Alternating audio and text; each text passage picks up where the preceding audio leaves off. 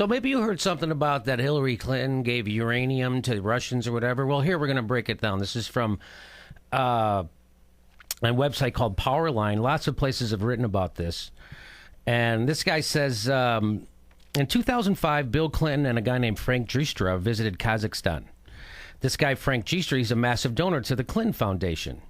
His goal, Giustra's goal, was to buy uranium mines in Kazakhstan. So maybe you heard something about that Hillary Clinton gave uranium to Russians or whatever. Well, here we're going to break it down. This is from a website called Powerline. Lots of places have written about this. And this guy says, in 2005, Bill Clinton and a guy named Frank Giustra visited Kazakhstan. This guy, Frank Giustra, he's a massive donor to the Clinton Foundation. His goal, Giustra's goal, was to buy uranium mines in Kazakhstan. To this end, he and Bill Clinton met with the leaders of Kazakhstan government.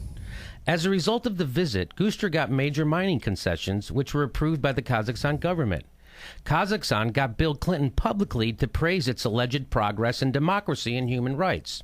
The Clintons received $31 million donation to their foundation from Giustra, along with a pledge to donate $100 million more.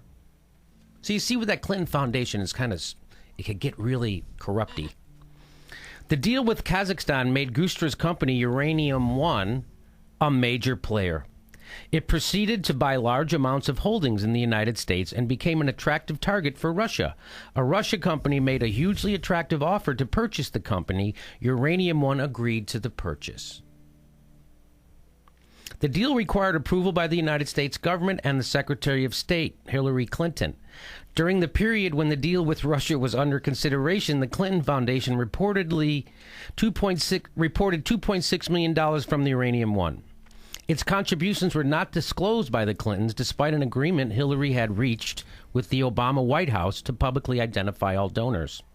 During this period, Bill Clinton also received $500,000 from a Moscow speech from a Russian investment bank that was promoting Uranium One stock.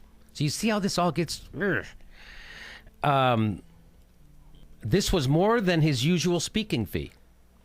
Hillary Clinton duly approved the deal. It made the Russian company Rosatom one of the world's largest uranium producers and brought Vladimir Putin closer to his goal of controlling much of the global uranium supply chain. The deal left huge amounts of U.S. uranium under the control of Russia. The New York Times estimated this share at 20%. But Peter Schweitzer, the author of Clinton Cash, say that it amounts to almost 50% of projected U.S. uranium output. When Hillary Clinton was questioned about the deal, she said she had no reason to intervene in the decision. But Raphael Williams of Circa reports that memos contained on WikiLeaks show Clinton was warned about Russian attempts to flex its muscle in uranium markets, and members of Congress also sounded the alarm. The State Department had obtained a strategy paper from Rosatom, that Russian company seeking to purchase Uranium One. The strategy paper alarmed U.S. diplomats because it confirmed fears that Russia was moving to control the long-term supply of nuclear fuel, shut Westinghouse out of the market, and extend Moscow's influence over Europe.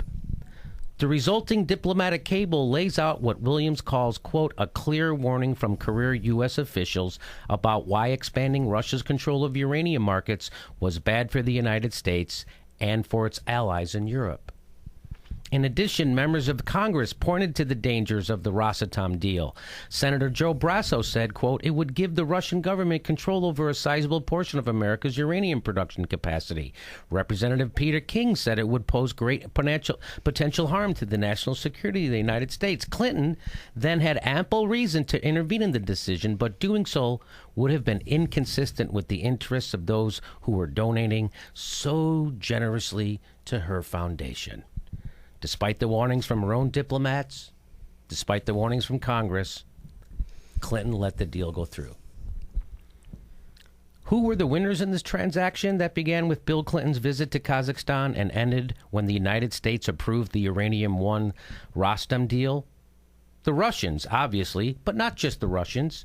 Frank Giustra won big. So did the Clintons, who raised tens of millions, if not more, in the saga. Even Kazakhstan came away with something, though whether it contemplated Russia's controlling its uranium is another matter. The only loser here, for sure, is America. So there you go.